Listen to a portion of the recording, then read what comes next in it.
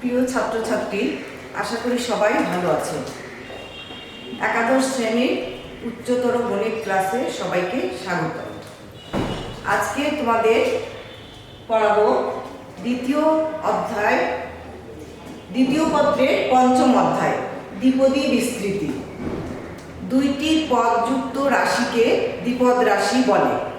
এই সাধারণ সূত্রের সাহায্যে দ্বিপদ রাশির মান নির্ণয় করাকে দ্বিপদী বিস্তৃতি বলা হয়। এখন দ্বিপদ রাশির ঘাত বা পাওয়ার যে কোনো সংখ্যক হতে পারে। স্যার আইজাক নিউটন এই দ্বিপদ রাশির যে কোনো সংখ্যা ঘাত বিশিষ্ট একটি রাশিকে একটি বীজগাণিতিক সূত্রের সাহায্যে একটি ধারায় প্রকাশ করেন। এটাকেই বলা হয় দ্বিপদী উপপাদ্য। a প্লাস x এটা হচ্ছে দ্বিপদ রাশি, টু দি পাওয়ার n।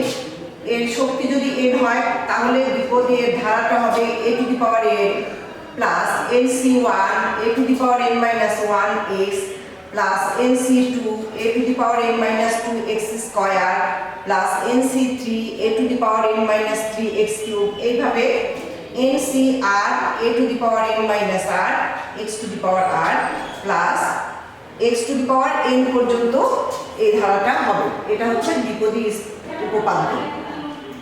এখন এখানে n যে কোনো সংখ্যা হতে পারে। n এর মান যত হবে পদের সংখ্যা তার চেয়ে একটা বেশি হবে। আর এই যে ncr a two the power n minus r x two the power r এটা হচ্ছে দ্বিপদী উপপাদ্যের সাধারণ পদ, এবং এই পদটা হচ্ছে r প্লাস 1তম পদ। এখন nc1 nc2 nc3 এই মানগুলো আমরা কিভাবে বের করব? এটা হচ্ছে বিন্যাস সমাবেশের সূত্র। সমাবেশ থেকে আমরা এটা পাই ncr n সংখ্যক জিনিস থেকে r সংখ্যক জিনিস নিয়ে সাজালে যেটা হবে সেটা হচ্ছে ফ্যাক্টোরিয়াল। এর সূত্র হচ্ছে factorial n by factorial r factorial n minus r। এখন ফ্যাক্টোরিয়াল n অর্থ হচ্ছে 1 থেকে শুরু করে n পর্যন্ত সংখ্যাগুলির গুণফল। বা এখানে যদি ফ্যাক্টোরিয়াল 5 লিখি তাহলে হবে 1 গুণন 2 গুণন 3 গুণন 4 গুণন 5। এটা হচ্ছে এভাবে ফ্যাক্টোরিয়ালের মান নির্ণয় করে। এভাবে এখন nc1 nc2 nc3 যাই থাক সংখ্যাগুলো আমরা এভাবে এর মান বের করতে পারবো। এখন এই দ্বিপদী উপপাদ্যের এই পদটা হচ্ছে সাধারণ পদ এবং এটা হচ্ছে r প্লাস 1তম পদ। আর এর বিস্তৃতি ncr এটা এভাবে হবে n into n minus 1 n minus 2 up to এটা n মাইনাস r প্লাস 1 পর্যন্ত নিচে হবে ফ্যাক্টোরিয়াল r। আচ্ছা, এখানে আরেকটা জিনিস আমাদের জানতে হবে, মধ্যপদ নির্ণয়। দ্বিপদী উপপাদ্যে এখন পদের সংখ্যার উপর নির্ভর করে মধ্যপদ নির্ণয় করা যাবে। এখানে পাওয়ার বা শক্তি যদি জোড় সংখ্যা হয় তাহলে পদের সংখ্যা বিজোড় হবে, একটা বেশি হবে, বিজোড় হবে। সেক্ষেত্রে মধ্যপদ হবে একটি, এবং এই মধ্যপদ নির্ণয়ের সূত্র হচ্ছে n/2 প্লাস 1তম পদ। এই পদটাই হচ্ছে n এর মান যদি জোড় হয় তাহলে মধ্যপদ। আর n যদি বিজোড় হয়, n এর মান যদি বিজোড় হয় সেক্ষেত্রে পদের সংখ্যা হবে জোড়। পদের সংখ্যা জোড় হলে তাহলে মধ্যপদ হবে দুইটি। মধ্যপদ দুইটা হবে n-1/2 প্লাস 1তম পদ এবং n প্লাস 1/2 প্লাস 1তম পদ। এই দুইটা পদ হবে মধ্যপদ যখন n বা শক্তি মান বিজোড় হবে। তাহলে এভাবে আমরা দ্বিপদী উপপাদ্যের সাহায্যে সাধারণ পদ বের করব, মধ্যপদ এগুলো বের করব। এখন এই দ্বিপদী উপপাদ্যের সাহায্যে আমরা সমস্যার সমাধান করার চেষ্টা করি। আচ্ছা, এখানে আরেকটা জিনিস আমরা জানতে পারবো যে গণিতবিদ প্যাস্কেল এই দ্বিপদী উপপাদ্যে সহগগুলিকে একটি ত্রিভুজ আকারে প্রকাশ করে এই বিস্তৃতির সমাধান করেন। এটাকে প্যাস্কেলের ত্রিভুজ সূত্র বলে। এই সূত্রের সাহায্যেও আমরা দ্বিপদী উপপাদ্যকে বিস্তৃত করতে পারি। যেমন যেটা জিনিস এমন হবে, n এর মান যখন 0 হবে তখন এই 1, n সমান যখন 1 হবে তখন এই যে সহগগুলো এরকম হবে। n সমান 2 হবে, তাহলে এ দুটো যোগ করে 2, এখানে 1, এখানে 1। তারপরে n সমান যখন 3 হবে তখন এখানে 3, এখানে 3, 1, 1। এই যে একটা ত্রিভুজ আকারে তৈরি হয়, এটা হচ্ছে প্যাসকেলের ত্রিভুজ সূত্র। এর বিভিন্ন ধারাগুলির রাশিগুলির এই যে সহগগুলো হবে এই সংখ্যাগুলো। যখন n 0 হবে তখন একটি পদ হবে, যখন n সমান 1 হবে তখন বিস্তৃতির পদ হবে 2টা, যখন n সমান 2 হবে তখন পদ হবে 3টা, n সমান 3 হবে তখন পদ হবে 4টা। এভাবে n এর মানের উপর পদের সংখ্যাগুলো নির্ভর করে এবং এই ত্রিভুজ সূত্রের সাহায্যেও আমরা দ্বিপদী উপপাদ্যকে বিস্তৃত করতে পারি। আচ্ছা, এখন আমরা এই অনুশীলনীর এই অধ্যায়ের প্রথম অনুশীলনীর আগে যে উদাহরণগুলো আছে এগুলো তোমরা একটু দেখবে, করে দেওয়া আছে, এগুলো দেখবে। আমি একটা অনুশীলনীর অঙ্ক শুরু করি। আচ্ছা, এখন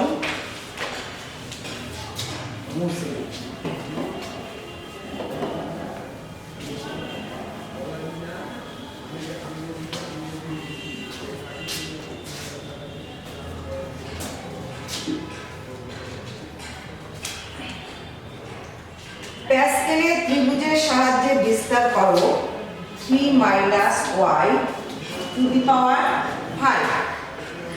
তাহলে এটা প্যাসকেলের ত্রিভুজের সাহায্যে আমরা বিস্তৃত করব। তাহলে এখানে 5 হচ্ছে n এর মান 5, তাহলে এখানে আমাদের পদের সংখ্যা হবে 6টা, 5 পর্যন্ত আমরা যাব। তাহলে এভাবে আমরা প্যাসকেলের ত্রিভুজটা আগে লিখে নেই।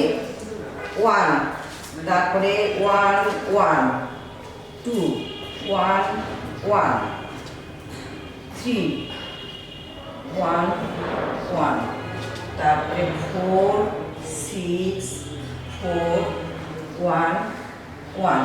এটা হচ্ছে n সমান 0 হলে n সমান 1, n সমান 2, n সমান 3, n সমান 4, তাহলে n সমান 5 হলে আরেকটা লাইন হবে 5 10 10 5 1 1। এখানে তাহলে পদের সংখ্যা কয়টা হচ্ছে 1 2 3 4 5 6। তাহলে এখন এই সূত্রের সাহায্যে এভাবে এখন আমরা ত্রিভুজটা লিখলাম, এটাকে বিস্তৃত করব। তাহলে প্রথমে আমাদের হবে উপপাদ্যে, তাহলে প্রথমে আমাদের হবে 3 প্লাস, উপরে লিখি তাহলে বোঝা যাবে, 3 minus y to the power 5। এটা সমান সমান প্রথমে হবে 3 to the power 5 plus NC1 বাড়িতে সরাসরি সূত্রটা লিখি। তাহলে এখানে হবে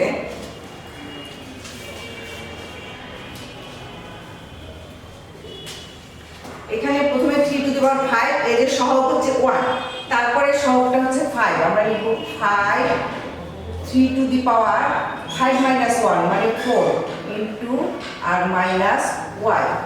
তারপরেরটা হবে প্লাস, এখানে হবে 10, সহগ হচ্ছে 10 3 টু দি পাওয়ার 5 মাইনাস 2, তাহলে হবে 3, আর এখানে y এর পাওয়ার হবে 2। তারপরে হবে প্লাস, তারপরে আছে সহগ 10 এটা 3 পাওয়ার হবে 2, তারপরে মাইনাস y এর পাওয়ার হবে 3 প্লাস, তারপরে সহগ হচ্ছে 5, এটা হবে 3 পাওয়ার 3 আর minus y to the power 4। তারপরেরটা হবে এটা আছে 1, সহগ 1, এটা হবে minus y to the power 5, 3 পাওয়ার হবে 0। এভাবে এটা বিস্তৃত হবে। এখন এর মান আমরা ক্যালকুলেশন করে বের করব। তাহলে এখানে যেহেতু 3 টু দি পাওয়ার 5 এর মানটা বের করব, মাইনাস y আছে, তাহলে এটা হবে minus 5 into 3 to the power 4 y। তারপরে এটা আছে জোড় সংখ্যা, তাহলে এটা হবে plus 10 into 3 to the power 3 y square. তারপরে এটা হবে minus 10 into 3 square y cube. তারপর এটা হবে plus 5 into 3 y to the power 4। তারপর এটা হবে minus y to the power 5। এইভাবে এই সংখ্যাগুলো ক্যালকুলেশন করে এর মান নির্ণয় করতে হবে পুরোপুরি। সেটাই হচ্ছে দ্বিপদী বিস্তৃতি এবং প্যাসকেলের সূত্রের সাহায্যে। এবং এটা সরাসরি আমরা এইটাকে আবার দ্বিপদী উপপাদ্যের সাহায্যেও এটা বিস্তৃত করতে পারি। আচ্ছা, এখন এই সূত্রের সাহায্যে প্যাসকেলের ত্রিভুজের সাহায্যে কিছু কিছু অঙ্ক যেগুলো দেওয়া আছে সেগুলো তোমরা সমাধান করার চেষ্টা করবে। আচ্ছা, আমি এখানে আরেকটা সমস্যার সমাধান করি।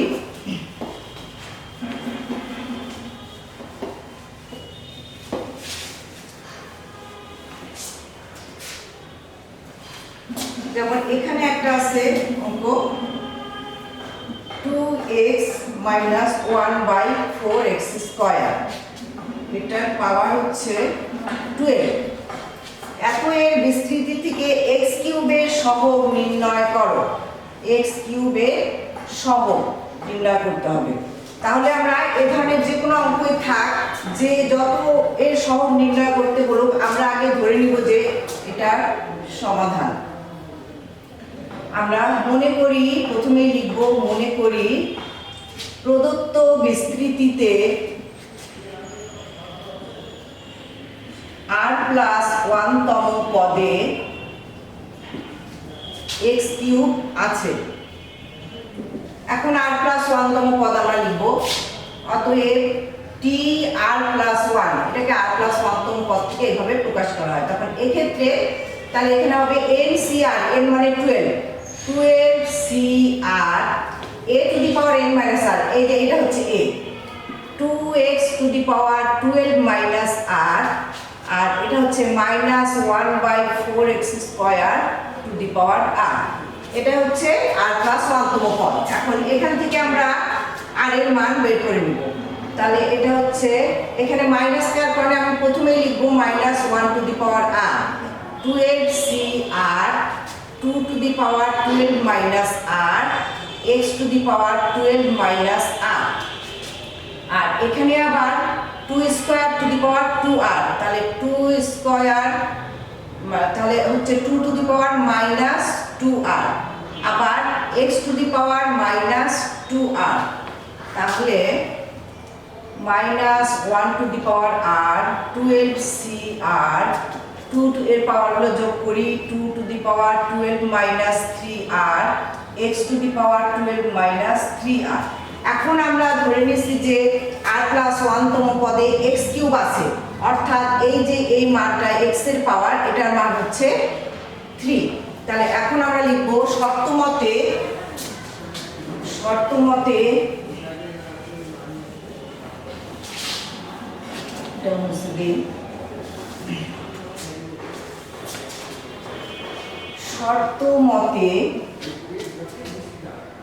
12 - 3r সমান 3। তাহলে এখান থেকে -3r সমান -9, অতএব r সমান 3, আর এর মান 3,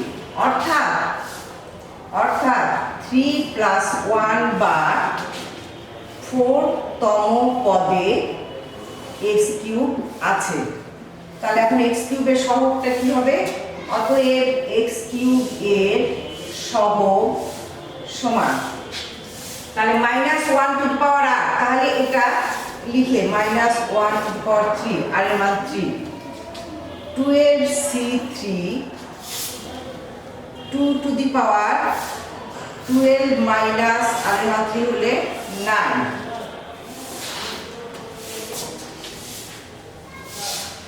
আচ্ছা, এখন যেহেতু -1 এর পাওয়ার 3, তাহলে এটা হবে -12c3 2 টু দি পাওয়ার 3। এখন এটা ক্যালকুলেশন করে যে মানটা হবে সেটাই হচ্ছে x কিউবের সহগ, এটাই आंसर। আচ্ছা, এখন তাহলে তোমরা এইভাবে যে অঙ্কগুলো দেওয়া আছে, যে একটা বিস্তৃতি দেওয়া আছে, এত এর সহগ নির্ণয় করো, এই সূত্র অনুযায়ী করবে। আমি এরপরে অন্যান্য সমস্যাগুলো সমাধান করার চেষ্টা করব। আজকে এই পর্যন্তই, ভালো থাকবে সবাই।